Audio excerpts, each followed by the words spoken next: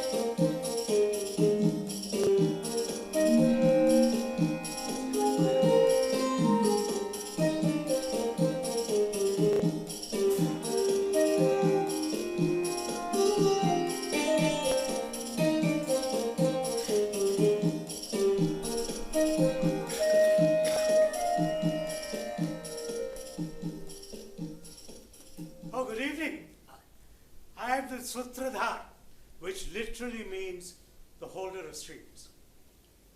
It has been argued by some scholars that this title entitles me to go back to the prop maker, the puppeteer, the manipulator of marionettes. Some other scholars saying that the string is a measurement of instrument harks back my descent to the carpenter, the prop maker, the architect. In effect, it is I who have conceived the structures here, be they of brick and mortar or of words. I have designed and consecrated the stage. I am responsible for the choice of the text. And here I am now to introduce the performance and to ensure that it takes place without any hindrance. Our play this evening deals with an ancient myth. But let me rush to explain. It is not a mythological. Heaven forbid. A mythological just turns us into a sentiment of devotion. It sets out to prove that all human activity on this earth is because we have all the suffering on this earth is because we have forsaken our gods. If we crush our egos and give ourselves up in surrender, divine grace will descend upon us and redeem us. There is no death in mythologicals, because no matter how hard you try, death can never give meaning to what has gone before. Death merely empties life of meaning. So, our play has no gods, and it deals with death. Central to the plot is the Sanjeevani Vidya, the art of reviving the dead. The gods and the Rakshasas have been killing each other from the beginning of time for the possession of this art, while man has struggled to master it. Sadly, while we aspire for immortality, we cannot achieve the lucidity necessary to understand eternity. So we turn to ancient lore, not because it offers any blinding revelations or hope of salvation, but because it gives us fleeting glimpses of the desires and the hurt sleepless within us. It's a good way of getting introduced to ourselves. But enough of circumlocution. Let's get on with the play. What we have depicted on stage here is an inner chamber on the first floor of King Yayati's palace. The king's son, Prince Puru, is returning home after a long absence. He has successfully completed his education in the hermitage and is now coming home with his bride, Chitralekha, the princess of Anka. Crowds have started gathering in the grounds, eager to see the royal couple. The two must enter this space, and on this bed, they must create for themselves the magical kingdom of love, ambition, and power. He must sow his seed and then launch forth on a campaign of victory and death. She must proudly bear on her breasts the tooth marks incised by their offspring. Must. Sadly, nothing, however, ever happens as it must. We are not met here with a clear-cut map, but with a series of paths, many of which disappear into the shrubbery before we even register them. But we must stick to the narrative we have chosen for ourselves. Invent bits if necessary, but go on.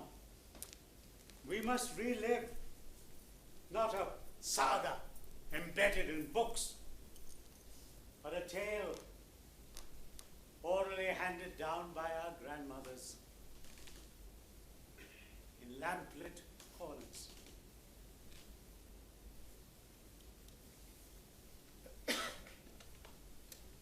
Enough, Swarna. How often do I have to tell you not to pay her any attention? Get up now. There's so much to attend to. That spiteful whore. I would have torn her hair out if you hadn't stopped me. Taught that fiend a proper lesson. The Rakshasi.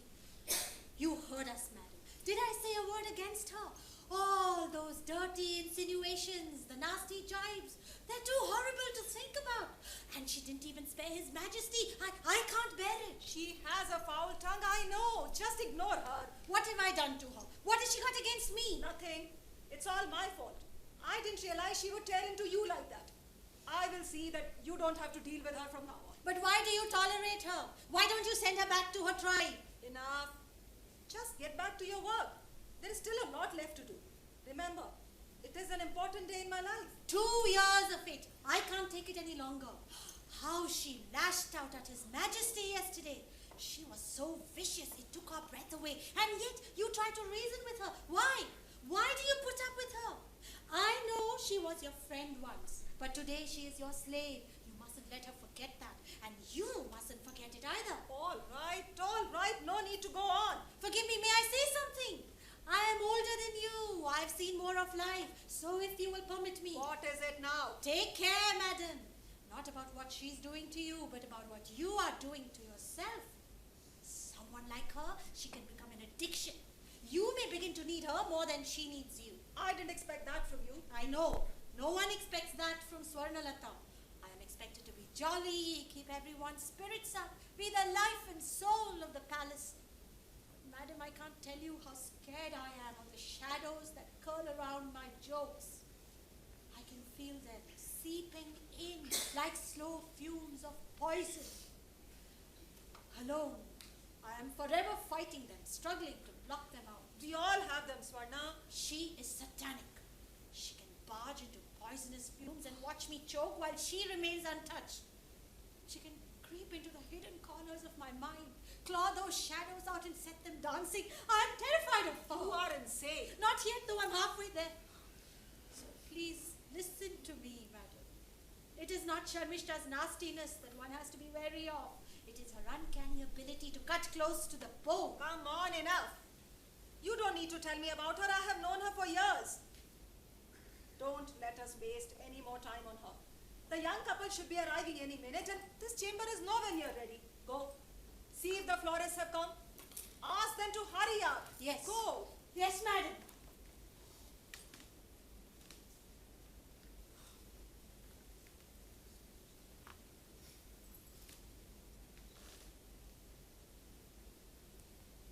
Your Majesty, forgive me for disturbing, madam, but I saw the darling maid of yours leave and I rushed in here. It won't do to have madam suffer for lack of distraction. Why do you try so hard to be nasty? I feel sorry for you. It won't help. Help? I'm afraid I don't know what help madam can possibly need. I may not be able to provide all that Swarnalata so freely I provides. feel sorry for you. I have often thought of sending you back home. But there's no way you can force me to do that. And this certainly is no way. I promise you, madam, I'm not being deliberately nasty. It's just that I'm an uncouth Rakshasi. And the situation here, a Kshatriya palace ruled over by a Brahmin queen. Confusing isn't the word. Don't you ever tire? The same old stings, the blunted barbs, they don't even hurt anymore. But what have you got against that poor Swarnalata? Or His Majesty? Attack me, do your worst, I don't care. This is between us. Keep the others out of it. Others? But there are no others, there's just the two of us here. You, my respected mistress, and me, your favorite slave. Entwined, lacerating each other, gouging each other's eyes out. The others are there because they happen to be there. I didn't ask them in. Incidentally, I was told, actually I wasn't told since nobody speaks to me here, but I gather that your young prince is expected to arrive this evening with his new bride. Don't you dare touch them. Can't you see you're only hurting yourself? Can't you see the futility of it all? Why don't you just open your eyes and see? I opened my eyes 2 years ago. Don't you remember? I do. The precise moment. When I closed my eyes, I was the princess of the Rakshasas. And you were the offspring of a destitute Brahmin dependent upon my father. I had everything. Beauty, education, wealth, everything except birth. An Arya pedigree. What was your worth? That your father knew the Sanjeevani spell, that's all. Yet I worshipped you. No, I loved you. To me, the most wondrous power I possessed seemed to be my ability to shower you with gifts. Things you hadn't asked for, but which you accepted so gracefully. My personal jewelry, my mother's diamonds, precious stones from the treasury, some even stolen. I opened my eyes. You had become the queen of the Arya race, wife of King Yayati, and I was your slave. My eyes have no lids now. I live staring at you unflinchingly like fish. No, like gods. No, more a corpse, its eyes wide open. As the king crawls into your bed night after night, I want you to remember that I'm there, hovering. You around, make me sick. waiting, peeling back your lids, looking into your eyes, waiting. For what? I don't know. But when the moment arrives, I shall realize it and seize it, and you will know it too.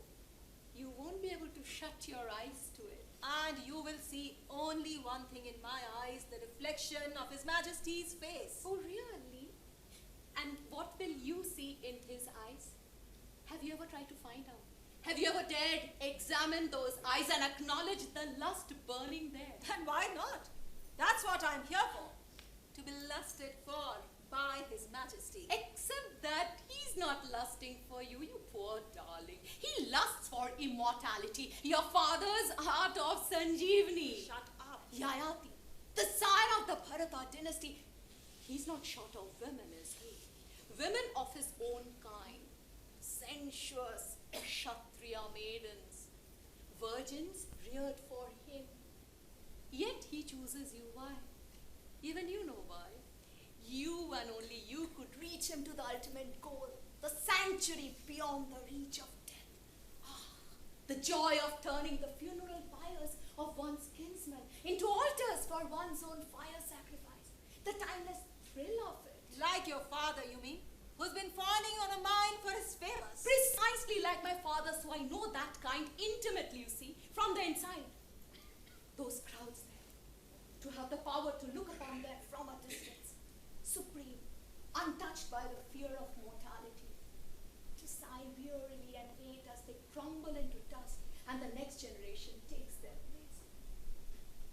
See my father drugged on that ambition, panting for that supreme privilege. And now I see him in Yayati, who has the world in his palm. And your father, the great Shukracharya, has the means to keep it there for an eternity. That is what he lusts for. I could have had your tongue slashed, but I won't. I want to see how long you can go on abusing it before it wears out. Just think of when Yayati saw you first. You were in a well covered in mud and filth, scratched, bleeding, your clothes in tatters. You think he fell in love with that spectacle? Fool. He would have gone away without a second thought, except that he learned that you were Devyani. Devyani, the daughter of the great Shukracharya, and Yayati's manhood raised its head. And all that he had to do to keep his banner flying all over the world was to plant his flagpole into you. That's not how it happened, and you know that. I was in the well, crying out for help, frightened, distraught. I heard someone call. A face peered into the well, an arm stretched out and pulled me up. I recognized him instantly. I had seen him from far, dreamt of him, and now he was there in flesh and blood. I stared, spellbound. I know how the story goes after that. You forgot that you despised men. You forgot the oath you had taken after Kacha's betrayal, never to love a man. It was love at first sight once again. Yes, and as it transpired for him too. We stared at each other and then I spoke. Sir, I am a maiden, and you have held me by my right hand. That's it. 2 sentences, 14 words. I should know. How often have I counted them, coercing myself to believe that a mere 14 words could actually so completely change a life. It was only later, when I tore my blouse away, that he asked me why. He didn't even know who I was when he accepted me. Very nice. Actually, I was discussing that story with one of the palace concubines the other day, and you know what she said? The king was no doubt in a hurry to have some quick fun and go, she said. Even with a prostitute picked off the street, the first thing a man does is ask her name. And you say with you, the king dispensed with even that formality? You knew you had to act quickly. I mean, you didn't want the Kacha experience again. So while the king was locked in your embrace, you quickly told him that you were Devyani, daughter of etc. You bitch! I will kill you!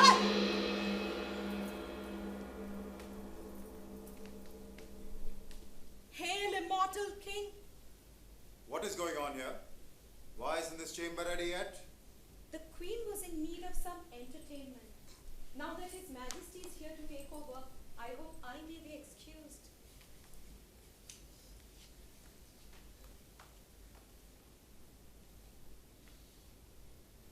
What is this, Devyani? What is going on? Today is an auspicious day, such an important occasion. The prince is meeting you for the first time. He is bringing home his bride. Their entourage is at the city gates. They'll be here any moment, and nothing is ready. This room hasn't been decorated. Look at you, you're barely even... That's all you're worried about, aren't you? Celebrations, festivities, revelries, that's all you care about. What I'm going through means nothing to you. You are so wrapped up All right. Tell me, what's wrong? What has upset my little pet? I'm the daughter of a Brahmin teacher. A pet is the one thing I haven't had the chance to be. If you can tell me why you're so upset, then perhaps... Why did you marry me? Is that a question for now? We have been married 2 years. If you had deserted me after we first made love, left me on the bed of leaves, no one would have blamed you. Kings are used to women throwing themselves at them. I too would have kept silent from fear and shame. Why then did you marry me? Because you are the most beautiful woman I know. And in that moment, you were an apparition of the kind I had never seen before. Dirty, disheveled, ravishing, all at once. Don't play the fool, please. I must know. And fortunately, I held you up by your right hand. I was enchanted by you. And you were not exactly disinclined, so... But they say... What? What do they say? They say even a prostitute is asked her name first when she's picked off the street, and you didn't ask mine. Didn't I? I can't remember. Oh, then, how did I discover your name? Ah, perhaps it was written in my horoscope that lost in the jungle after a hunt, riding along a god-forsaken path, I'd hear a voice cry out from a well.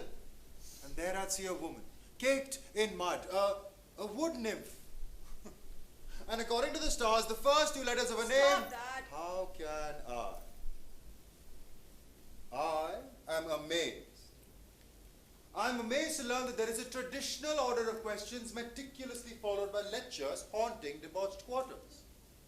I am amazed to know that my wife, sitting in one of the best guarded women's quarters in the world, should suddenly come to know the questions with which whoremongers accost stray women. I'm sorry, I'm stupid. Let us forget it. Dare I ask who is behind all this? Will you permit me a guess? Surely it is that accursed creature, that deranged witch rampaging around the palace grounds. You are delaying things now. Go away. Let me get this chamber done up. No, I will not go. I've had enough of this woman. I'm sick of hearing every living soul in the palace complain about her, and I'm afraid lest she defile today's festivities. No, I have had enough. I must have a word with her. Who's there? Sir, Send that Sharmishta in here. the florists are waiting, madam. Let them wait. I must have a word with that woman first. What are you going to say to her? I'll give her a month. If she behaves herself, I will send her home, and I mean it. It's no use. She will not listen. Look, Devi, I had come here to tell you that the head priest is waiting for us. He wants to go over the formalities of the puja, and I forgot. Go. Go to him. I'll have a word with her and I'll follow you. No, please. Let her be. Are you afraid of leaving me alone with her? You can stay if you wish, but I have a feeling she'll be easier to deal with without you around. It's not that. It's just... I'm no stranger to women, darling. Oh, you and...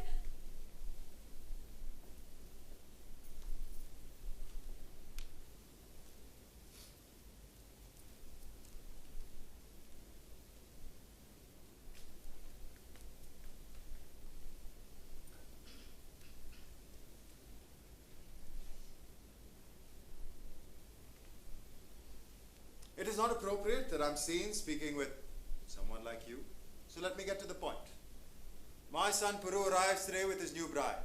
On this auspicious day, with my family deity as my witness, I give you my word.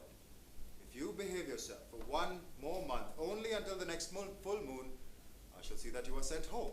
Home? Who's home? Yours, of course. Who else? You aren't happy here and you can't be, and fair enough. Different manners, customs, an unfamiliar way of life. I can only imagine how excruciating it must be to live among strangers against your will. Against my will? Who said so? No, sir, I agreed to this arrangement. This is my life now, my home. Devyani has her father's word that I shall be her slave. My father has given her father his word that I shall be her slave. And I have given my father my word that it shall be so. We can't go back on so many words, sir. Too many words to break. Look, when Devyani demanded that you come with her to my palace as her companion. As a slave, you don't have to be kind, sir. As her companion, it was meant as a formal punishment for your offense. But she is your friend. She loves you. 2 years have passed. You've served your term. I shall see that you are free. Oh, but I love it here. Are you happy in this hell you are creating? I could have spewed out nectar, but we leave those things for namby-pamby Brahmin girls. I'm a Rakshasa woman. We have our code. What code? You are from a royal family. Where is your self-respect, your dignity, the obligation to be a princess that you owe your family? You own hundreds of slaves. But have you ever wondered what it does to a person to be made a slave? It turns that person into an animal, a domesticated animal. One's will to act is destroyed. Oneself humbled into grateful submission. Accept the crumbling. Wait for the pat on the back. To be a good slave is to have all your vileness extracted. I snarl because I want to retain a particle of my original self. I rave and abuse to retrieve an iota of it. But it's useless, of course. Scream as I may, there's no escape from this degradation. The louder I scream, the more I announce myself a slave. That's the point. I have decided to turn myself into a performing freak. You are an intelligent woman. I didn't account for that. You Aryas have sorted out things so neatly for yourselves that we must seem confused and confusing. Why does she behave like this? Why doesn't she understand what is good for her? The answer, sir, is that we Rakshasas have decided to live in chaos and proud that it is a chaos of our own creation. And yet, of course, we despise ourselves for not being as lucid and rational as you Aryas. To be thus convoluted is our prerogative. I have said all that I have to say. I must go. Please wait. It is true that I'm your wife's slave. You may dismiss me as you wish, but you asked to see me. And as you have said yourself, I'm a princess by birth. I have a right to be heard. Then answer my question first. Is pushing your friend into a well and act worthy of a princess? That is where all this began, didn't it? Yes, it did, but did she never explain to you why? Oh, yes. Something about your blouse is getting mixed up and then you flying off into a wild temper. Yes, of course. You started this chain of events. You can't now blame her for it. Of course I don't. I accept responsibility for every act, including the first, which was actually to love Devyani. Until she stepped into my life, I was this perfect Rakshasa princess. Spoiled, proud, but not too much. I like being with other Rakshasa girls and boys, go singing and dancing with them under the bright moon. Weave garlands of wildflowers for our festive games. Prance around in the river, naked, on dark nights, aware of the naked boys sensing us from a distance. But outside that world, conscious every moment that we were Rakshasas, held in contempt. Then Devyani came into my life. Devyani. She was unlike any other woman I had met before. She seemed completely unconscious of the fact that she belonged to a superior race. Actually, let me confess, sir, she was equally affectionate to everyone in our tribe. It was me. As a princess, I claimed her for myself. I wallowed in the privilege her equality endowed me with. I clothed her. I flaunted her company in the face of the other Rakshasa girls, and she seemed to accept all that with such easy grace. Had she mocked me as a Rakshasa, even by suggestion, we might have been happier today. I am captivated by you. But I must go. One day we had gone for a swim in the lake. We had grown closer since her Brahmin lover, Hacha, had spurned her. I like to believe I was nursing her wounded self back to health, guarding her against further hurt. I wanted to be like her. I even dressed like her. We finished our swim and stretched out on the grass. Our hair left loose to dry in the sun. I could feel myself being sucked languidly into a stupor. When Devyani suddenly woke me up, we have exchanged our blouses, I think she said. I felt a sudden stab of anger. The delicacy of the moment was so needlessly disturbed. I was on the brink of a beautiful dream, I said. You've ruined it. I'm smiling, of course, but the suggestion of bitterness in my words must have stung her. I suddenly realized about the thoughtlessness of my words and was about to make up for it when the world fell into shivers around me. Why? What happened? You poor people, she said, and I realized with sudden panic, she's never used that phrase before. Never spoke of us in plural. You poor people, you just need to get into a piece of Arya attire and you start fantasizing. Please, sir, bear with me. Had these words been spoken by anybody else, I would have brushed them aside. I was used to worse. But Devyani, my Devyani, Devyani to whom I dedicated myself, my mind froze.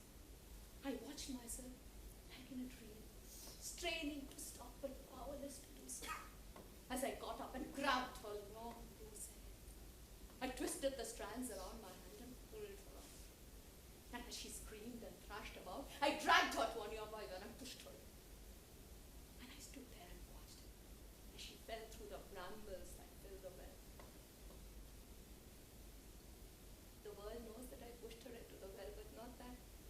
sat there for I don't know how long, racked with sobs. Does that surprise you, sir? I do have tears in my eyes, but the world only cares for the embers there. I called you here to reprimand you. But now, You don't have to believe my story. It must simplify your life to think that I acted as a savage would be expected to. well, at least I've benefited from our little chat in one small way. I now know there is nothing I can do. I stand disabused of my belief that I have the ability to solve this problem. No, sir, but you have helped. Perhaps all that I needed in the last 2 years was somebody to just listen to me, and you have done that. And that's enough. I'm grateful. I shall not torment you any further. What do you mean? You agree to go home? Home is just a blank spot erased from my life. This is the dowry my father gave me when I left home. A vial of lethal poison. The purest extract of wild mushrooms. Instantly effective, my father has assured me. I plan to use it. First on Devyani and then on myself. But right now, I have no desire left to kill her. Killing her would have solved nothing. Perhaps. But that's immaterial now. At this moment, I am in a position to bring this game to an end. Don't be foolish, Sharmishta. You pushed Devyani into the well and I am plunging down a crueler abyss. But you turned up in time to pull her out. I'm a barbarian. My arms have thorns. Drop it, Sharmishta. Instantly. Sir, you're holding my right hand. And I am a princess. Forgive me, sir. I didn't mean to trap you in my words. I know I have no life but that of a slave, but please, sir, I can't go on living, floundering around in this hellhole. Your Majesty, the floral decorators are outside awaiting orders. Send them away. I shall ask for them. And listen, I don't want anyone admitted into these chambers until I say so.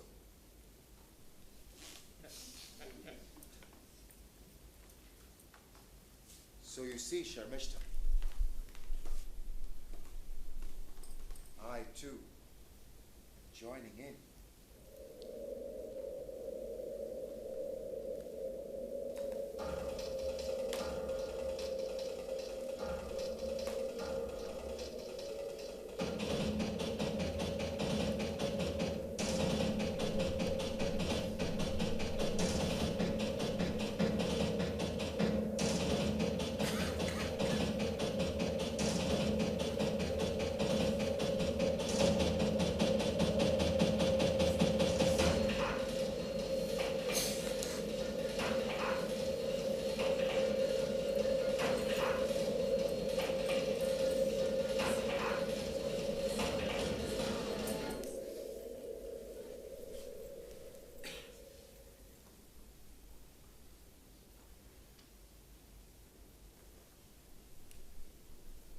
Should have let me drink that poison. Would you have, if I had let you? Yes? So it wasn't just a threat then, a theatrical gesture. No. Rakshasas are known for their histrionics. I didn't plot it. I wanted to die. I can never understand that. This fascination with suicide, the flirtation with death.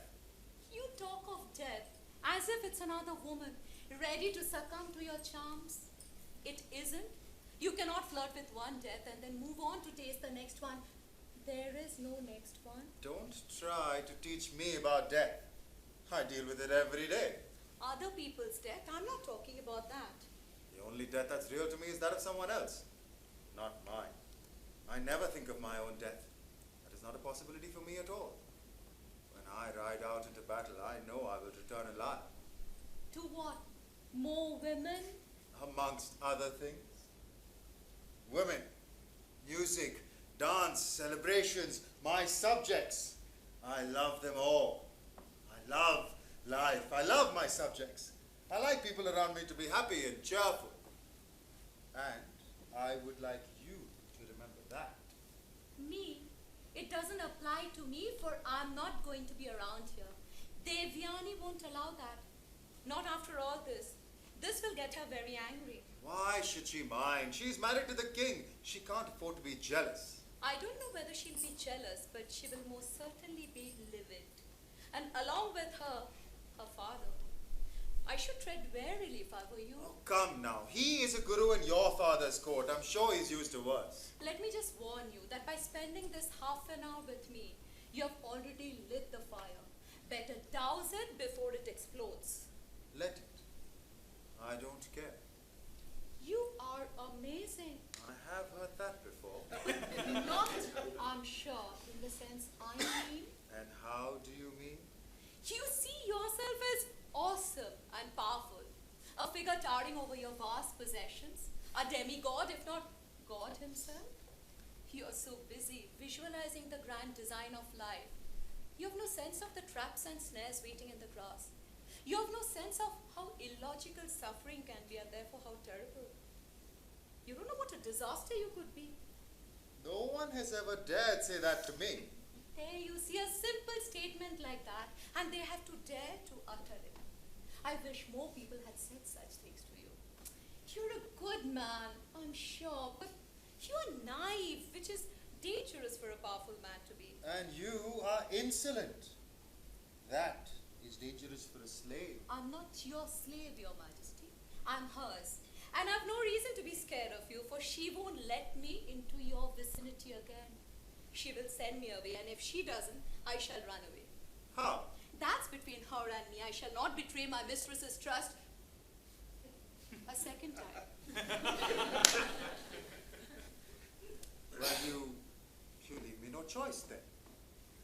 Sir, a king always has choices. It is the slave who's deprived of it. Quite. And Devyani will deprive me of my choice if she sends you away. So, I will have to take measures to prevent that from happening. I shall make you my queen. Me? Your queen?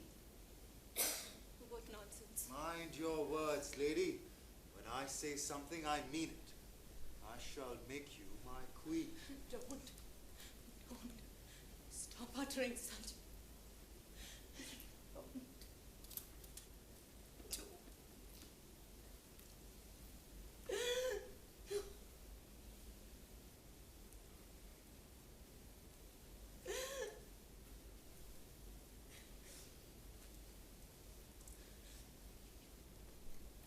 Ashamed of yourself. You've made me cry. I didn't intend to. It's not fair. Going around offering to marry every woman you've slept with. I don't offer to marry every woman I sleep with. Sharing this palace with her has been unpleasant enough. I'm not going to start sharing her bed. But you have already. I know. I should have had more sense. But it's too late for regret now. No, thank you. I must turn down your kind offer. What are you afraid of? Of her. Of you. The two of you are nice enough apart, but together you'd make a deadly combination. And then there are the crowds outside. Oh my God, the crowds! This chamber has to be done up for my son. Who's there? Your Majesty, Send the florist in. the florists have gone away, sir. The Queen asked them to leave. Devyani, is she here? She's been waiting outside for a while, Your Majesty. Has she? Send her in. Send her in. You go now, Sharmishta. I'll handle her. That won't help. Let me be here. I know her better than you. Go. Don't annoy her further, sir. Please be careful. Treat her gently.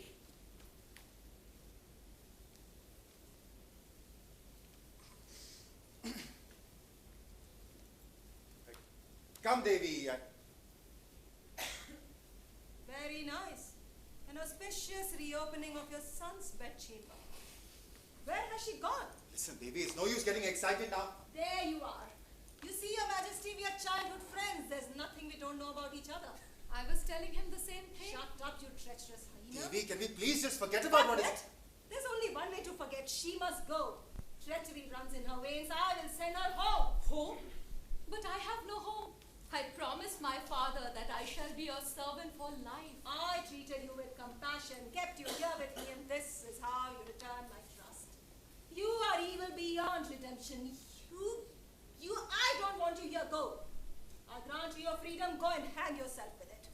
I shall arrange for you to be sent home instantly. Devi, please! These are royal orders, Shamishta. Go! Get out! Thank you. Now that I've forfeited my shackles, I can die in a ditch of my choice. Wait, Sharmishta, I forbid you to go.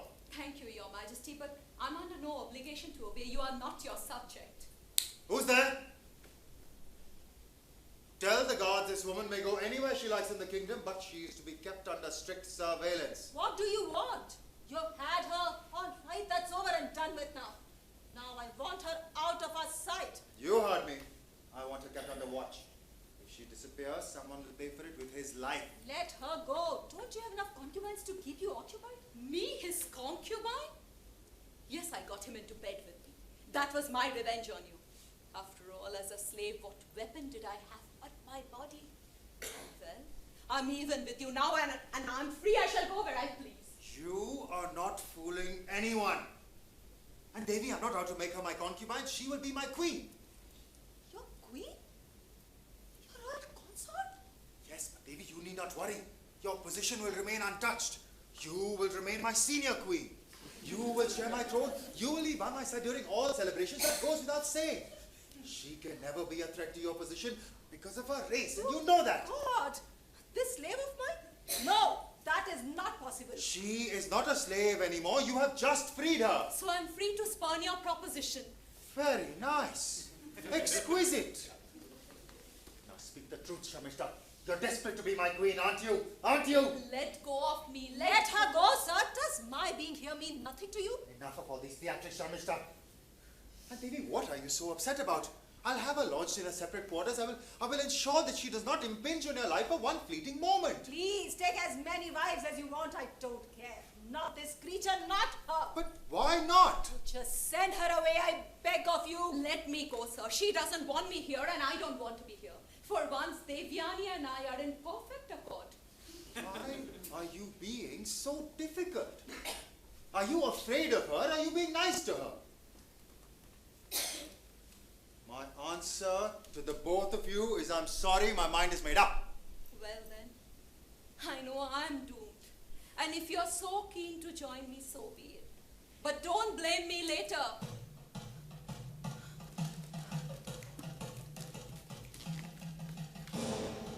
Come, Devi, the prince is nearing the palace. We have to welcome them. Sir, I have never asked you any favors in these 2 years. I implore you now. I too can bear my fangs. I too can draw blood. Don't provoke me on account of this woman. Why? Why do you want her? Because I feel bewitched by her. Even now, even at this moment, I want her. I don't know what it is. Some spell she has cast, some secret sorcery. Her beauty, her intelligence, her wit, her charm, her abandon in love. Not to marry her is to lose her. Don't you see? I must have her. I have to keep her here with me. Please try and understand. The prince's entourage is at the palace gates. Come, Devi, we have to welcome them. You can't not. All right. You wait here. I shall greet them and bring them in here.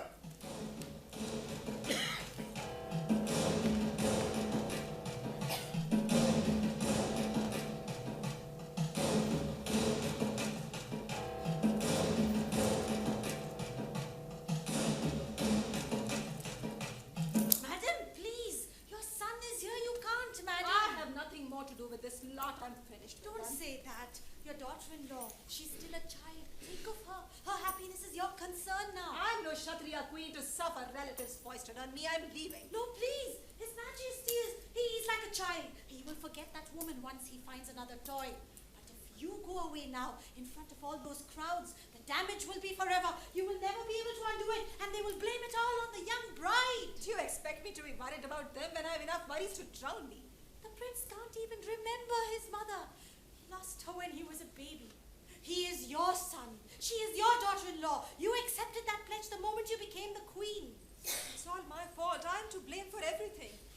It's just that I'm unworthy of this palace and... Madam, let me say one more thing. I've seen more of the world than you, and Enough, you slave. Don't overreach yourself. I came came here without all these trinkets and I shall go back without them. Forgive me, but won't you at least talk to your father before you decide? I don't need you to tell me that. I am going home. Go. Ask them to summon my carriage. But madam, your father is here. He has come to the city to greet the prince. Has he? When did he come? The prince has entered the palace. The welcome rites are about to Tell start. me, where is my father? Yeah, I was told he was resting in the Shambhu shrine. Good. That saves me a lot of trouble. Well. Guess who's here? The new queen herself. Aren't you going to welcome the prince? What are you doing in here? I don't know. I don't know what I'm doing here, but Devyani, don't do anything rash, your temper. You are a fine one to talk. Do you think I don't know why you've come to me now? You're heard about father, and you're here to prevent me from seeing him. You want to keep me trapped in here till the prince arrives. Yes, perhaps you're right. I don't know what to do. But Devyani, I can sense disaster. I can feel it looming, and only you can avert it. At least wait till you have met the prince and his bride. Talk to them. That may lead to some way out of this terrible mess. I will, but only if you get out of here. I want you out of my life. And go where? My father will not accept me, and the king has me under watch. I will not be able to sleep a wink while his hands caress your body. Well then.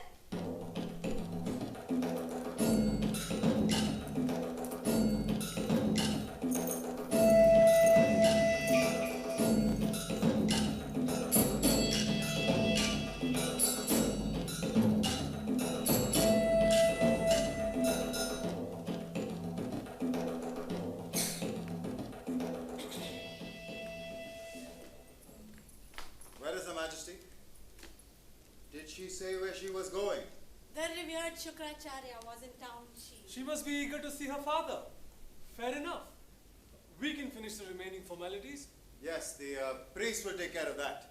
You two go and rest. Swarnalata, lead them to their chamber. Rest. We have been hanging around outside the city gates for 2 days, waiting for the right conjunction of stars.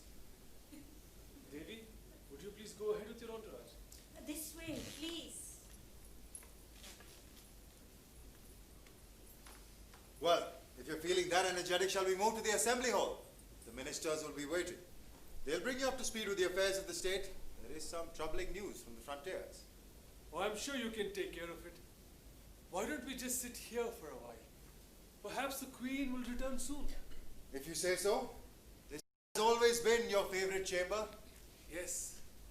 Something haunting about it. Something beautiful. You know they say walls have ears. I wish these walls had vocal cords to sing to me. The few moments in my life I could really call happy, they're all associated with this room. Your life isn't over yet. There's plenty of time to enjoy happiness. Oh, how did your wedding celebrations go? I'm told your father-in-law spared no pains. A ceremony befitting the scion of the Bharata family, I would say. The messengers must have given you the official description. What do you mean, official description? I mean the version agreed upon by their court poets and ours. Was there an unofficial one? Personal one, yes. There is a personal angle to everything, usually not very pleasant.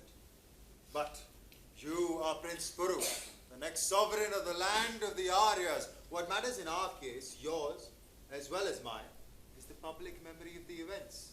So what a person is going through within himself doesn't matter. It is our duty to ensure that what we go through is the experience of our dynasty. It is a dynasty that has produced some of the greatest rulers in the history of the world. The great mystery then surely is how this glorious bloodline produced a specimen like me. Don't start on that again. Don't tell me you're still striking these adolescent postures. Don't you know what our forefathers have achieved in all their pomp and glory? I do indeed. How could I not? The Hermitage resonated with tales of their wonderful deeds. And most of these feats were performed. It was carefully pointed out to me. When they were so much younger than you, that was the refrain. It was not that I was backward. I was stunted. Who said so? I did. I agreed with them. I had not the slightest inclination to follow in the footsteps of my illustrious forefathers.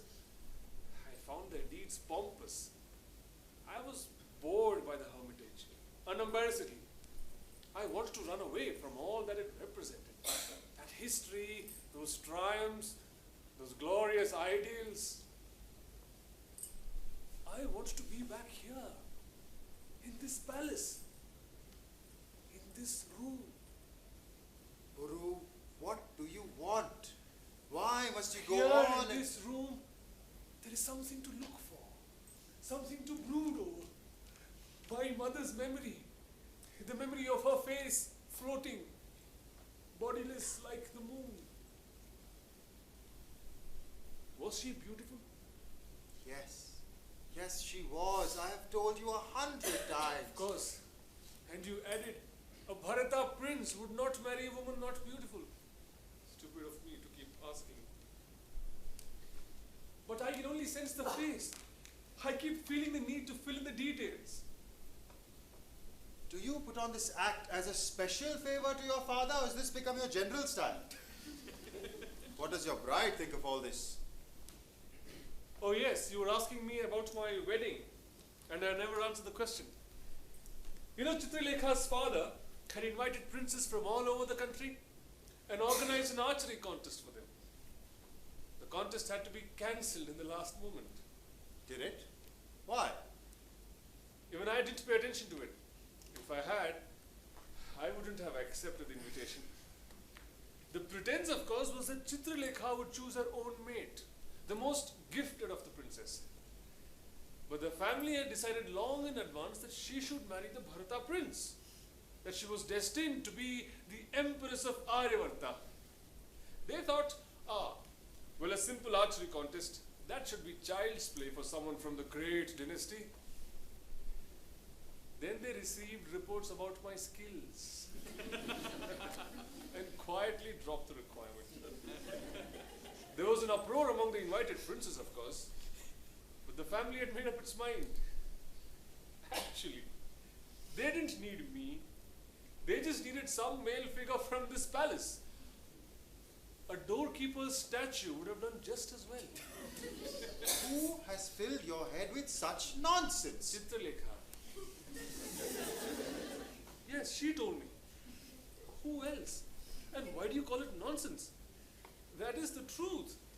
From her birth, she has been groomed for this moment. And when it arrives, what does she find? Me. Formless me. Surely she didn't say that. No, she did not. Actually, when she was recounting all the confusion I had managed to create in their plans, she was laughing. Not at me, but at her own family, at their pretensions and their eagerness to snare me. That is what I like about her. She's intelligent, loving, full of fun, but also honest and practical. She accepts me as I am, a fact to live with. But deep down, I can sense her disenchantment. She deserved someone worthy of her. But under the circumstances, I could not have made a more felicitous choice. She wants a son, and so do I. Good. Good. It is gratifying to know that you realize you owe the family something. I want to have a son, so she will have no grumble against me. Nor will anyone else. I can place him in her arms under your tender care and leave. He can take after his ancestors. And you? How shall I put it? My forefathers were the great eagles, keen-eyed, hovering regally in the clouds. I shall seek to be a worm. And you think that is easy? I would have to find out, wouldn't I? I had a charioteer once. He was married to that maid, Swarnalata. One day, suddenly, he decided he wanted to become a worm. Went berserk, tried everything. Women, drinks, asceticism, opiates, nothing brought him peace of mind. Finally, he committed suicide. This Swarna's husband. I remember him. He used to play with us. But she is dressed as a married woman. Probably hasn't been told. Another lie. Oh, she has been and wouldn't accept it. I don't know. I leave these things to my ministers. But you, where will you go? I don't know. That is the most exciting part of it. But surely you must, if you want to go away, where do you want to go? There you are. You think everyone has a ready-made answer. I just want to go somewhere where I can sit quietly and ask myself questions. Just ask questions, not seek answers. Ask questions of myself. I should be quite content if I found the right question, just one. I could do it in this room, I know. But in this palace, I'll never be left alone. So? Nothing.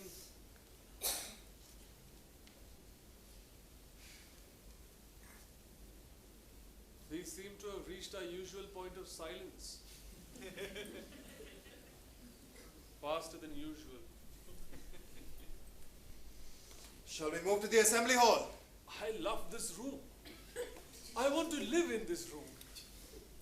Actually, I had asked for it to be our chamber. Oh, that was the plan, but things went wrong. I'm sorry. We have another chamber ready for you, but if you insist, we can have this one done up for you. No, what I wanted to know was, can Chitralekha use the other one while I use this one? For just one evening. What are you talking about? Do you want to keep your bride away from you? No, I don't.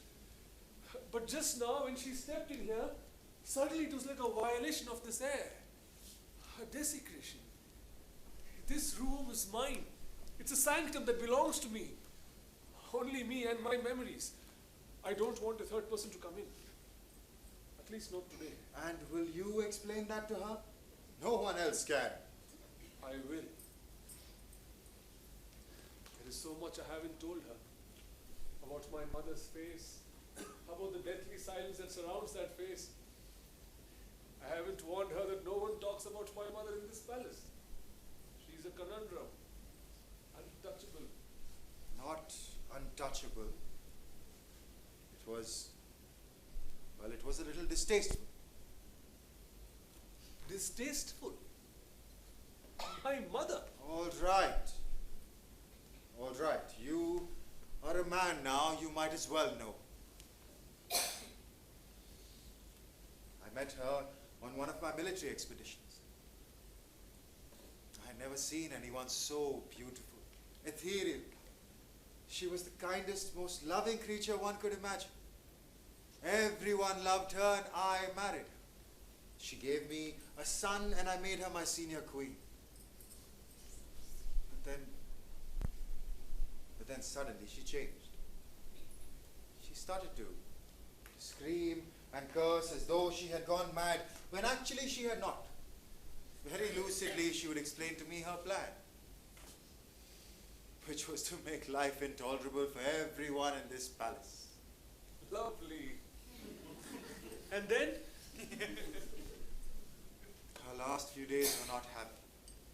She was bedridden and even from there continued to spew out her virulence. It was only in her final few moments that she told me the truth. She was a Rakshasa woman and the Aryas had destroyed her home. She was bent on vengeance and the inferno she had created was her way of celebrating her success. She had made sure that the crown prince of the Bharatas had Rakshasa blood in his veins. That the Aryas would be ruled by a... Say it! A half-caste? A mongrel? And that is me. We were silly about those things in those days. Me! I can see it now. Today I would not hold a person's Rakshasa origins against her. And yet, even today, no one knows that the prince of the Aryas has polluted blood in his veins. How absolutely terrible. How excruciatingly thrilling. But why didn't you tell me all this before? Why did you hide the truth while my need for it festered? You didn't mind destroying my life for the sake of a lie? God, I despise you all. I loathe you and your hypocrisy. Please, please, save His Majesty now. Please hurry up and go. You mustn't waste time. Who are you? What has happened, Sharmishta? There's no time to explain, sir. Please go before they leave town. What? Who is they? Have you gone mad? The revered Shukracharya and Devyani, they are about. But why are they leaving? What has happened, Father? Shukracharya is so incensed, he's cursed His Majesty. Only you can save the situation now. Curse? What did you say? Curse? What? Why? Oh, come on, speak up. Go, Prince. Hurry up and go. Sharmishta. Shukracharya has placed a curse on His Majesty that he lose his youth and become decrepit by nightfall. I fell to his feet. I begged him to remember that it was His Majesty who had saved Devyani's life, but he won't listen. But why? What have I done? Why should he curse me? Please hurry. Me? Me? Only you can save the situation now. Please go. Is this true or is this another one of your tricks? It's Devyani, sir. He's angry that you have humiliated her. But I have not. She is my queen. Where have I humiliated her? I tried to warn you. Oh, this is outrageous. I shall grab that wizened old fool by his beard and No, demand that please don't. That'll only make things worse. Old age, decrepitude, and by nightfall? And then what? Sharmishta, you she-devil. You are the cause of all this. You are responsible. You have trapped me here with your wiles. Please don't lose heart. I'm sure the prince will succeed in appeasing Shukracharya. He'll get the curse annulled. And I wait here helplessly until he gets that done. A desiccated old fool on the one side who can't see beyond his silly offspring, and on the other, a youth still wet behind his ears who despises his father. No, I had better go and make sure. Please don't. Listen to me at least now. Have patience. Patience? Patience of a man falling into a bottomless pit. Patience, the deafening rush of emptiness. What can be more terrible than that? And suppose he fails? Suppose that shriveled mendicant refuses to see reason? No one can escape old age. You have just hastened its arrival. Let us accept it. Let us go away from the city. I'll come with you. I'll share the wilderness with you. No, you cannot possibly imagine the horror of it all. You will always be an outsider. An outsider to my grief, my anguish, my nightmare. You can only watch. With such care, with such pride, I had gathered the rarest moments of my life in my palms like precious stones, so that I could relive them, play with them, juggle them. And now suddenly they explode. Each moment hurtling through my muscle and bone like a meteorite. Everything has been a game for you so far, an object of diversion to be used and discarded. But there are things far more important. Let us go and seek them in solitude. Solitude? What are you talking about? I don't want solitude. I can't bear it. I like having people around me. Queens, armies, enemies, ministers, my subjects. I love them all. Solitude. The very thought of it is repulsive. If I have to know myself, Sharmishta, I have to be young. I must have my youth.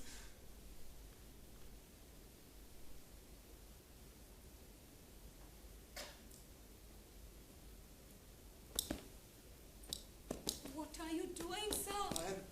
I'm trying to recapture my youth. Moments when I handed out pain. Moments when I slaughtered enemies. Moments when I razed hostile cities to the ground. Moments when I made my queens writhe in pain and demanded that they laugh and make love to me in gratitude.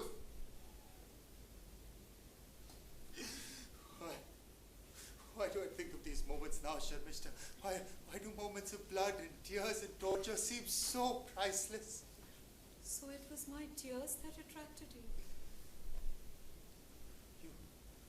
You won't hold it against me, will you? I blurted them out because I hunger for them again. You won't leave me alone, will you? You won't abandon me. I've given myself to you. There's no going back. Sharmishta, where is Prabhu? Why isn't he back yet? He must be celebrating his youth, his chance to rule the world. He has Rakshasa blood in his veins, do you know? How could we have trusted him? The very sight of me fills him with repugnance. Please calm yourself, sir. Shall I go and look for him? No, please don't go. Don't leave me alone. Who's there, Swarna? Yes, madam. Where is Prabhu? Where is the prince? Have you seen him? He is in the outer courtyard, sir. He seems to be on his way here. Well, what is he waiting for? Does he expect to be welcomed with conch shells and drums? I told you he must be exulting at the turn of events, indulging in the fantasies of his future. Pardon me, Your Majesty. The prince seemed very agitated.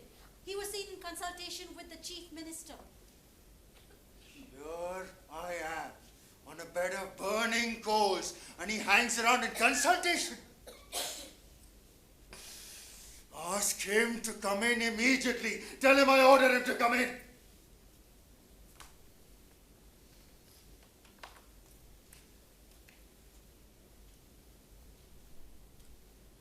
But so soon? How is it that he is back so soon? And why is he talking to the ministers? Didn't he get to see Shukracharya? Has he come back empty-handed?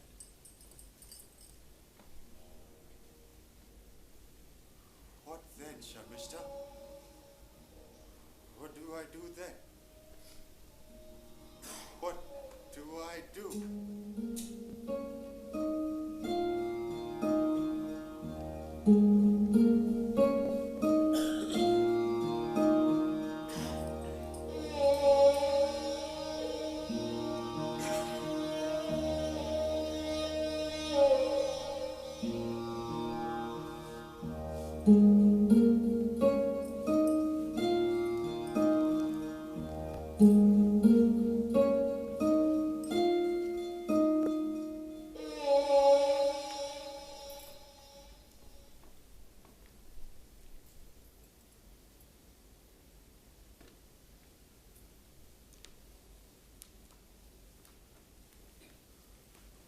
What happened, Prabhu? Why are you late? By the time I reached the Shambhu shrine, the revered Shukracharya had left with his daughter. A disciple was waiting outside. He gave me the message. What message? Has the curse been lifted? In recognition of the fact that you saved Devyani from starving to death in the well, Shukracharya has relented and said that the curse of instant decrepitude will not have its It effect. will not? So he has withdrawn the curse then? The curse will not have its effect on you if a young man agrees to take it upon himself and offers his youth to you in exchange. Oh, that is good news. That is good news indeed. So I will not lose my youth. Thank God. What a relief.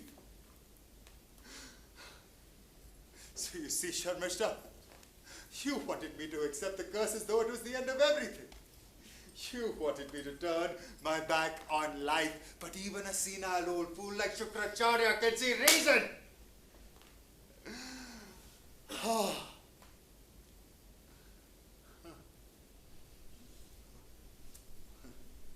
Why are you so gloomy? Aren't you happy that I have escaped a fate worse than death? Don't you feel any joy, any happiness at my escape from this blight?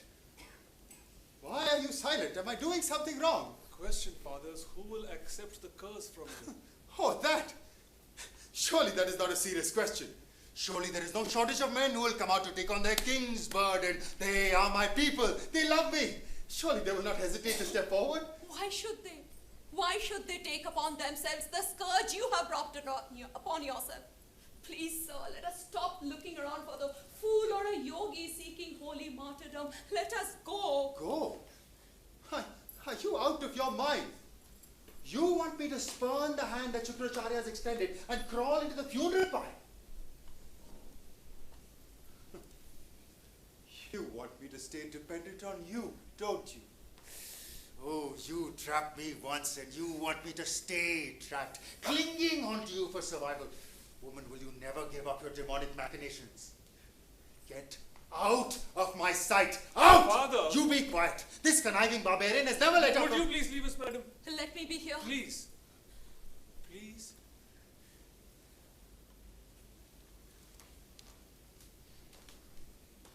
Yes. What do you want to say? It's not a question of what I want to say. It's a question of fact. What fact? No one is willing to accept the curse. Your curse. No one? What do you mean, no one? My dear subjects, for whose sake I faced 1,000 deaths? They say they've seen you enjoy the glory you thereby earn. Actually, some even pointed out that they've paid taxes and tributes for your services. Someone actually dared say that, and you didn't have them lashed publicly for their insolence? Ask the soldiers trained to lay down their lives for me. I suppose it would have been easier if I was offering them death, rather than decrepitude. Their kith and kin will be looked after, Puru. They will live like royalty. Not just riches, Puru. Let them think of the glory. The world will look upon them with reverence. Or perhaps laugh behind their backs. Why? Are deeds of glory dead in this world? Has the world become so cynical, so corrupted that there is no place for...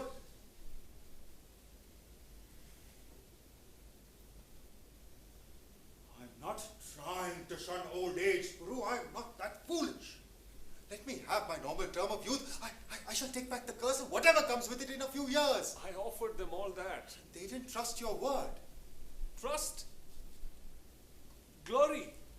Sacrifice. Who was there to discuss the big words with? They refused to talk to me, or even to listen, as though mere listening would fetter them to some unknown commitment. They retreated even as I approached them, as though I was offering them plague. I don't believe it. They are here to welcome you. You're their next sovereign. All that was before Devyani met her father. The drama was acted out before the thousands assembled outside. The weeping and the cursing was there for everyone to see. But not many could have heard what was said. You know how it is. As I stepped out, I could almost see whispers snaking through the crowds. And then they see me rushing about in desperate search of Shukracharya. That must have confirmed their worst fears. For all you know, by now the curse may have transformed itself into the curse of death. What do I do, Guru? What am I going to do? Please go talk to Shukracharya. Try to convince him that he should. Why don't you do Why don't I do what? as she suggests? She? Sharmishtha. Take her advice. Accept the inevitable. Don't, Puru, don't go on as though you cannot understand.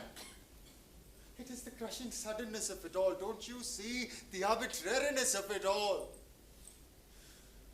To be hurled into an unchangeable future without warning, without a chance to redeem one's pledges to life.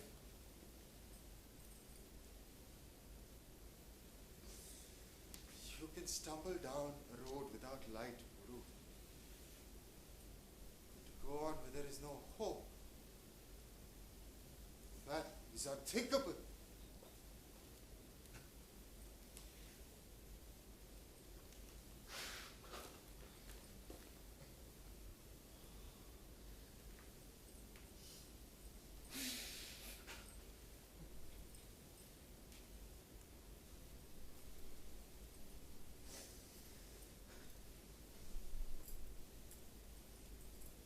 There is one person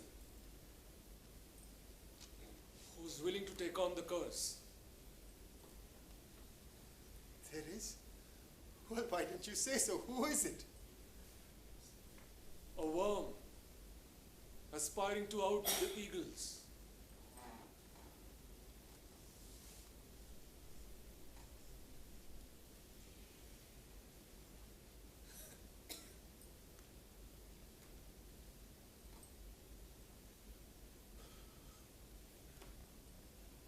Shut up, you fool!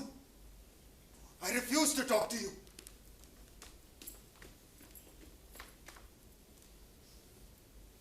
Where's he gone? What happened, Puru? Before I answer that question, may I ask you something? Yes. Before I came here, I had heard a lot of unkind tales about you, about how you had turned this palace into a noxious pit for those living in it. And I came ready to meet you, to join you in your rebellion against this stuffy place. And what do I see? You love him. I had never imagined a person could be capable of that. You actually love Father. I can't understand it. I suppose it's a little bizarre. I suspect even your father finds it so, but I don't know whether I'll make sense. I could try. All that he has to do to get out of the situation is to let go of me, send me away. But he won't even think of it. This is what molting must feel like. Everything suddenly has started making sense. And can I ask a favor of you? Yes. Could you please ask Chitralekha to come here to this chamber? I need her here. Yes, of course. But tell me what happened with your father. He won't even look at me. There is a person willing, indeed keen, to take on his curse. But Father was not ready to hear the name. In point of fact, I didn't even need to mention it. Who is it? Me. No. It's utter stupidity, Puru. The desire for self-sacrifice I is want to root myself back into my family. I want to realize the vision that drove my ancestors. What about Chitralekha? I'm like an infant on the brink of birth. Don't push me back with that name.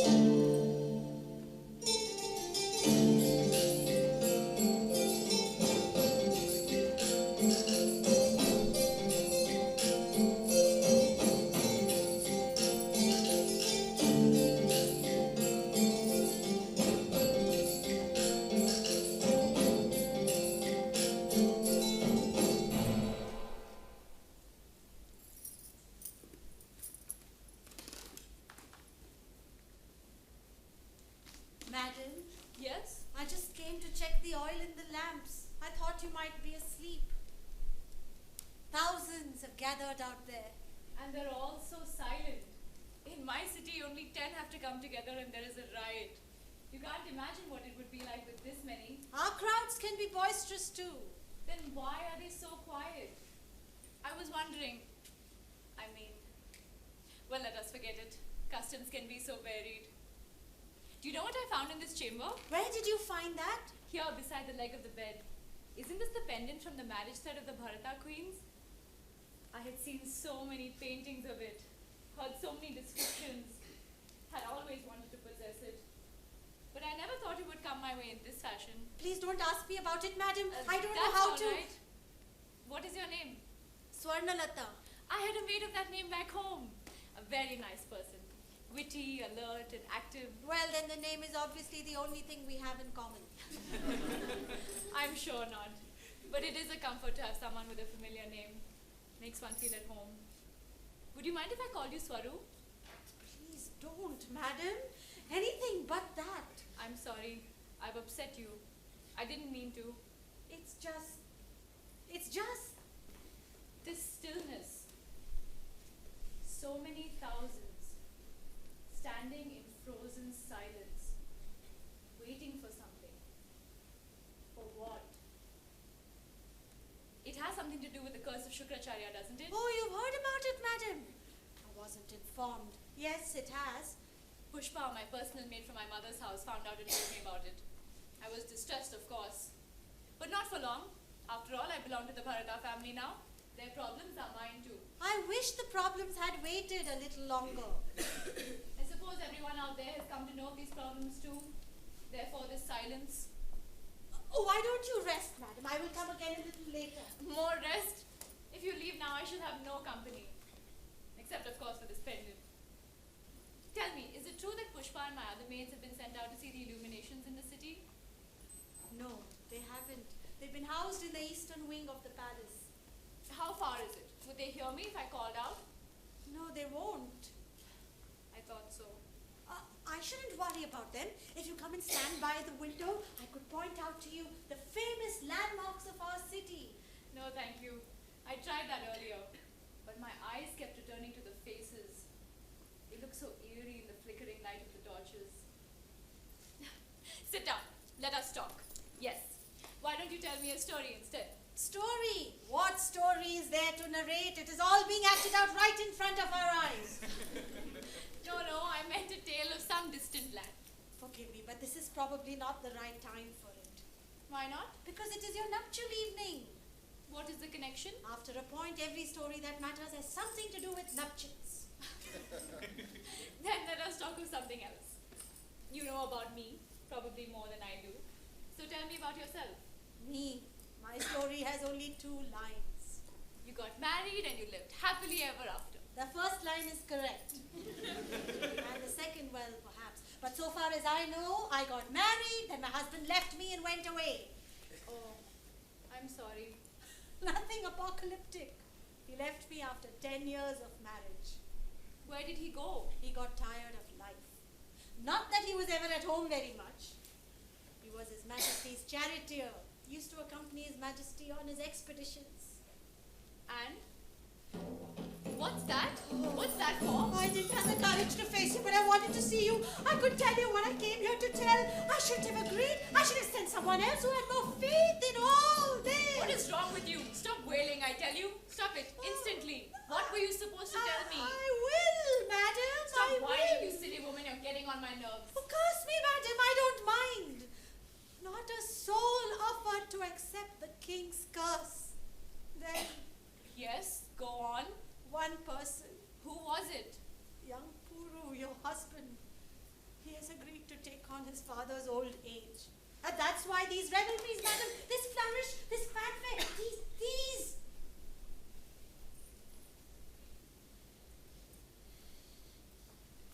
Cry, madam.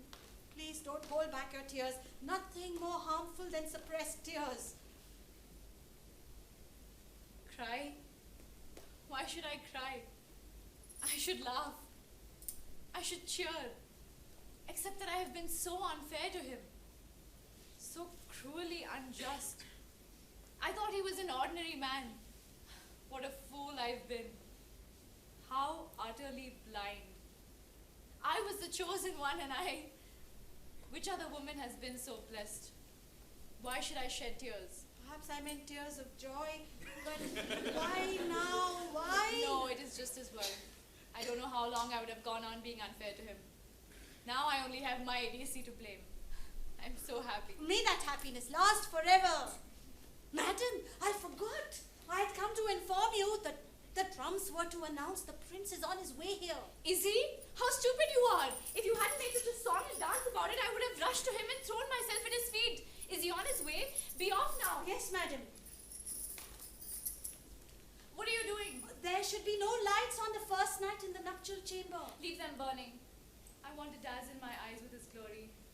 Here he is. Off you go. I shall be outside. Please call me if you need me.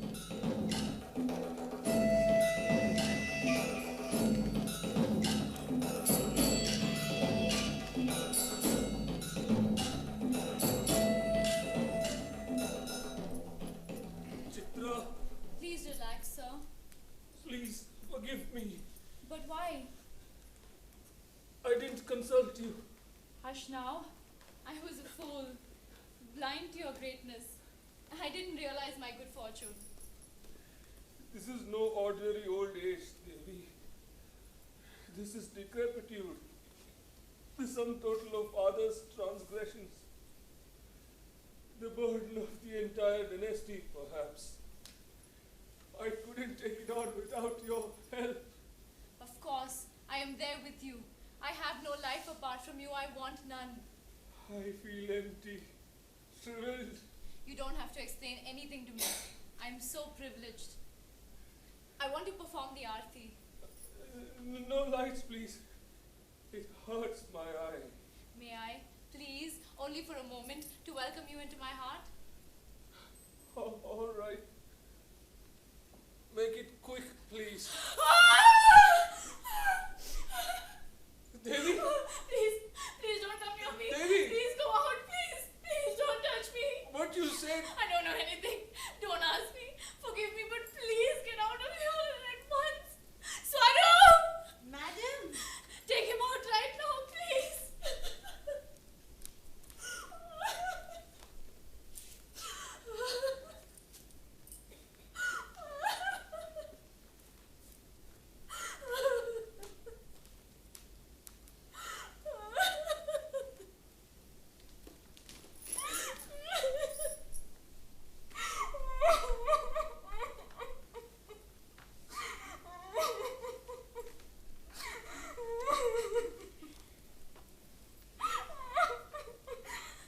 Don't touch me.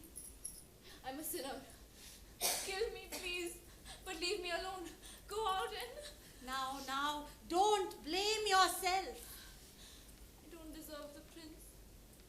I'm unworthy of him. But what am I to do, Swaru? I couldn't help myself. I can't take it. I can't. Go on, cry. Don't hold yourself back. It's all right. Don't blame yourself. Just let go. Please, say something. Scold me. Punish me. Say anything. I can't bear this silence. I know the terror of silence.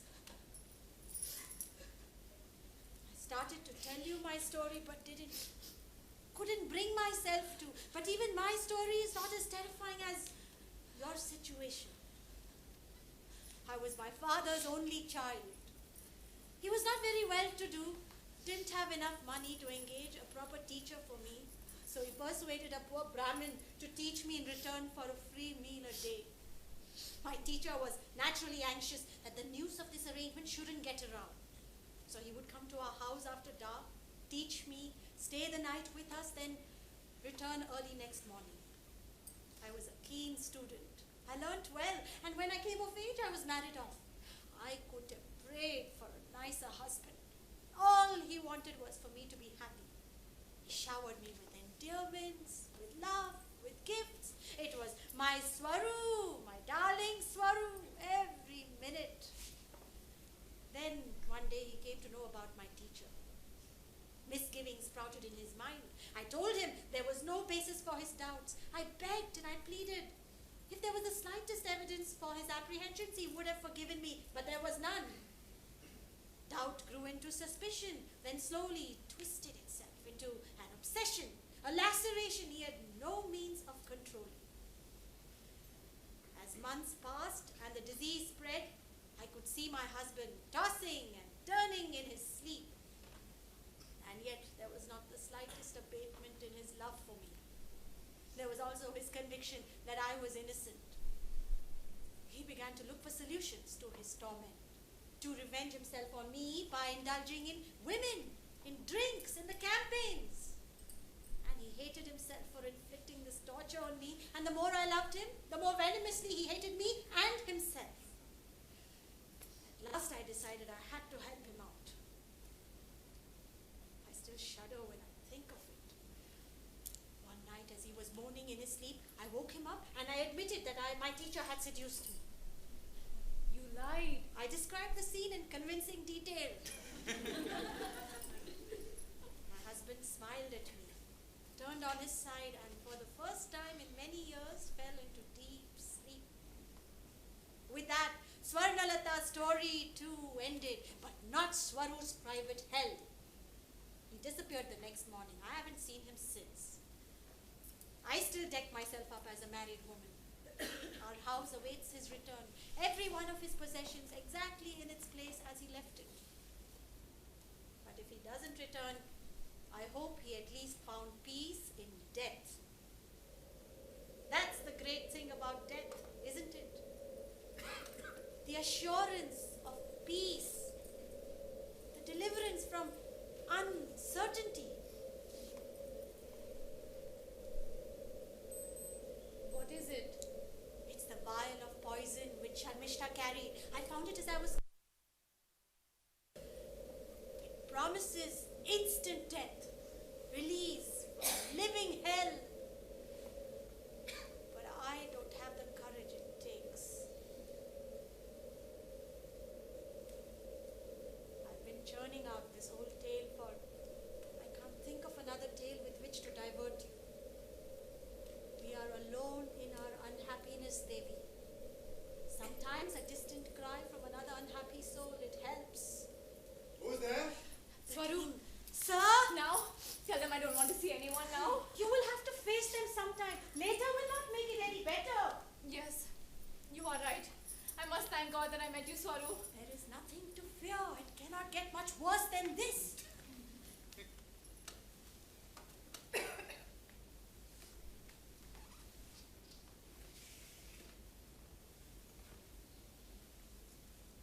What have you done, child? Forgive me. There is no time for recriminations. My heart goes out to you. But you are an educated woman. Versed in the arts, trained in warfare, you could have displayed a little more self-control. Now, act in a manner worthy of an Anga princess and Bharata queen.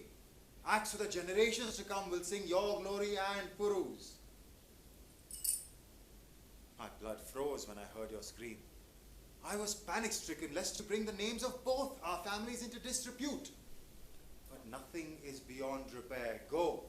Welcome Prince Puru back. You don't know how grateful your people will be to you. Go. Escort him back. Chitralekha? No, What do you mean? I will not let my husband step back into my bedroom unless he returns a young man. I hope you realize where you are. This is the palace of the Bharatas. I can order you, not as your father-in-law, but as your ruler, to take him in, and you will have to obey.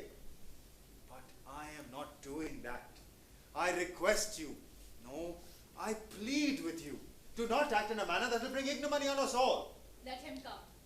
I shall leave the kingdom. Have you forgotten the vow you took not so long ago? With the gods as your witness in the presence of the holy fire, that you would walk in the path marked by his footprints. Whether home or into the wilderness Or into the funeral pyre? Hold your tongue! You dare indulge in levity about your husband's death? I did not push him to the edge of the pyre, sir. You did. You hold forth on my wifely duties. And what about your duty to your son? Did you think twice before foisting your troubles on a pliant son? Chitra, take care! Sir, this is my chamber. Only my husband has the right to come in here without my permission, or to shout my name as he pleases.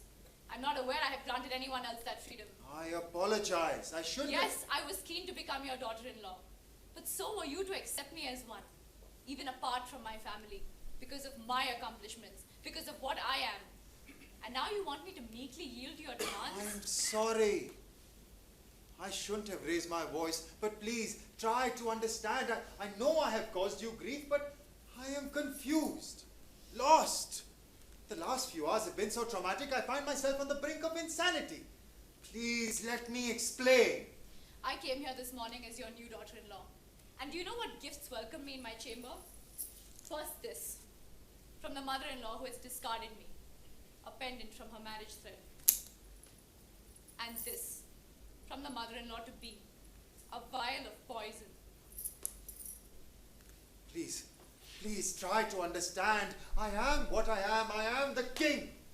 There is no me if there are no subjects, no people. I cannot forget my duty by them, and at this moment my duty is to ensure that the forces of chaos do not overwhelm them. Is that the choice now? The forces of chaos on the one side and my husband's youth on the other? I swear to you, it never occurred to me that Puru would accept the curse. I was dumbfounded when he told me. Even now, I'm willing to take it back on my shoulders. What father would wish such a fate upon his son? Puru took it of his own free will, without a word from me, without a word to me. I had hoped to present you and Puru with a peaceful and prosperous kingdom.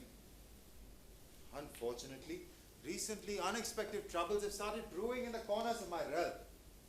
Enemies at the borders, rebellious forest tribes, the prospects of a famine, the dangers of Rakshasa depredation. I tried to explain all these things to Puru, but he is not interested. And that is where I need your help. My help? Puru lacks the experience to tackle these problems. Actually, more than the experience, he lacks the will, the desire. Instead of welcoming the responsibilities of a king and of a husband, he has welcomed senility. And within a fortnight of his marriage? Why? Modesty requires that I claim not to understand the question.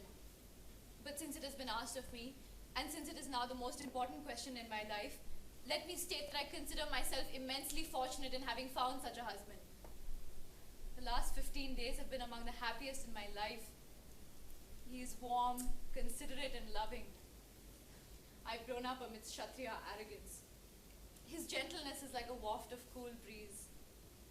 As a wife, I am happy, indeed blessed. What then is he trying to run away from? Has my husband been complaining against me? Some lapse on my part? No. He admires you, and that is why I'm here. To see if you, his mate, you can help him.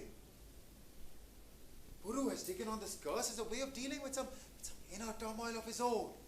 He needs time to think, time to recover, perhaps even time to heal, and only you can give him that.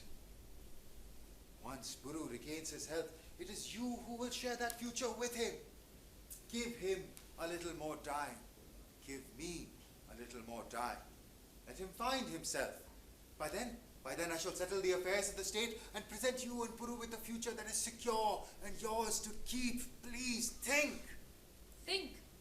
And will your majesty think about how old I shall be by the time that future is attained? Only a few years? Perhaps a decade? Maybe even just 4 or 5. 4 or 5? Do you think it would make a difference if it were just 1 or 2? This morning I was the mistress of all that I had yearned for. And within half a day, no, half an hour actually, half a century has driven across my bed and crushed my dreams on my pillows. And you would like me to wait? This is not merely the question of an individual. We are talking about the future of an entire people. I am here this minute, sir. I cannot interest myself in your unborn future. This is the time we're all being put to the test. Not just the time to come, but even our past is watching us, judging us. There has never been a crisis like this before, nor is there ever likely to be one again. Rise above triviality, Chitralekha. Be superhuman. All right, Your Majesty. I shall try. But when I do so, please don't try to dodge behind your own logic. Beware. No one has ever accused me of cowardice. Yes, this is the moment. No one has ever faced such a situation before. No one is likely to again in the future. So do you have the courage it takes to accept the challenge? What are you saying? I did not know Prince Puru when I married him. I married him for his youth, for his ability to plant the seed of the Bharatas in my womb. He has lost that potency now, He doesn't possess any of the qualities for which I married him. But you do. Chitralekha! You have taken over your son's youth. It follows that you should accept everything that comes attached to it. Whore! Are you inviting me into your bed? Oh, come, sir. These are trite considerations. We have to rise above such trivialities. We have to be superhuman. Nothing like this has ever happened before. Nothing like this is likely to. Where did you learn such filth? It is the price I have paid for my education. So, sir, you refuse to return my youthful husband to me, nor will you accept my logic. I know. It is part of the sacrifice we all have to make. Your Majesty, would you say that this sacrifice measures up to the demand? No, Chitralekha, don't be foolish. Foolish? What else is there for me to do? You have your youth, Prince Puru has his old age. Where do I fit in? No, wait, please listen. There you are. You say I shouldn't be foolish, but you can't even get yourself to stop me. No, it's not that. It's... Oh! Sharmishta! Maid!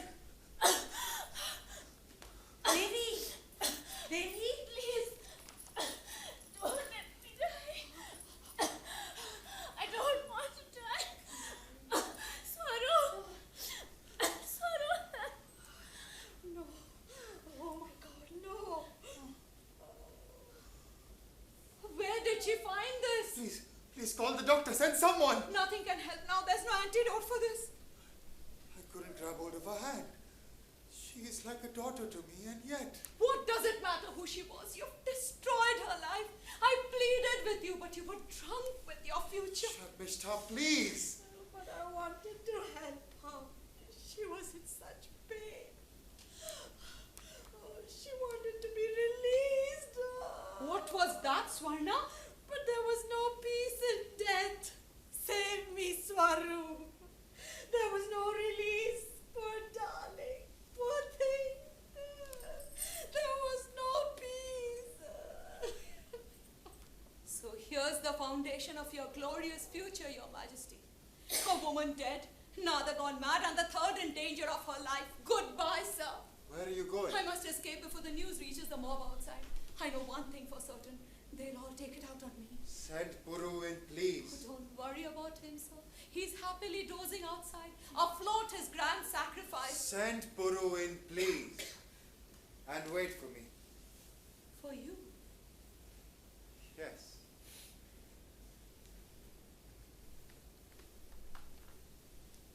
I thought there were only two choices. Life and death. But no. It is living and dying that we choose between. You have shown me that dying can go on for all eternity. Suddenly I feel myself, my animal body, frozen in youth. Decay, deliquescing, turning rancid. You are lying on your pyre, child, burning for life, while I sink slowly into this quagmire, my body wrinkleless and grasping, but unable to grasp anything.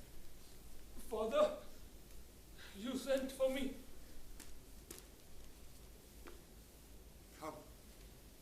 Come, Guru. Take back your youth. Let me turn my decrepitude into a beginning. But why? There is so much you have to... Oh, this crushing exhaustion. No, I don't want my youth back. May I sit down, please?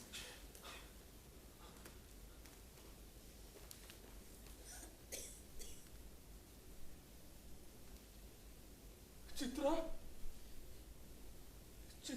She killed herself, Guru. The first martyr to His Majesty's glorious vision. She killed herself? Let her go. Let her go. That was no self-sacrifice. She was slaughtered. And now there's no one except a demented maid left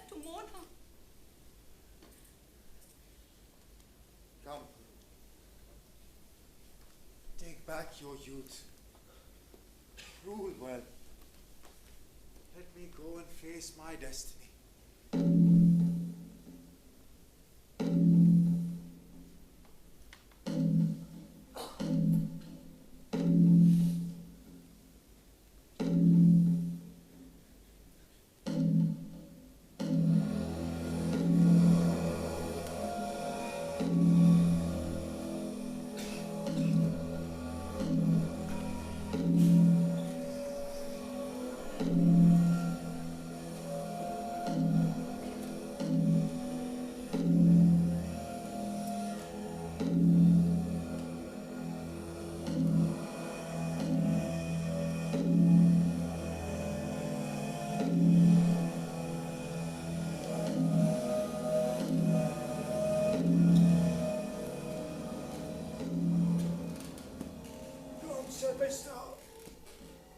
We have a long way to go.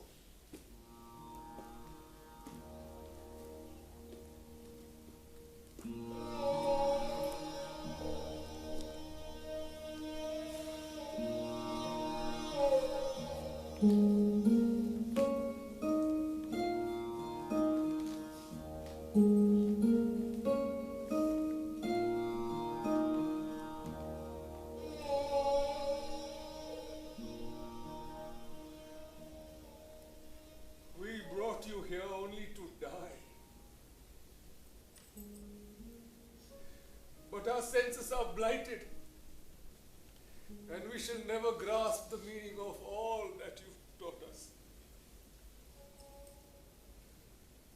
What does all this mean, O God?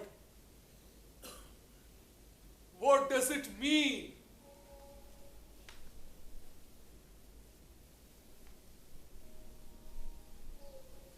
Perhaps Prabhu at last found the courage to ask a question. Or was it a meaningful question? Or was it merely a cry of despair for which there was no meaning? The rules of Sanskrit drama require that a play have a happy ending. So let us hope that this question led to many more questions, and Puru finally found the question he was seeking. For we have it on the authority of the epics that Puru lived long and ruled wisely. And King Puru was hailed as a philosopher king.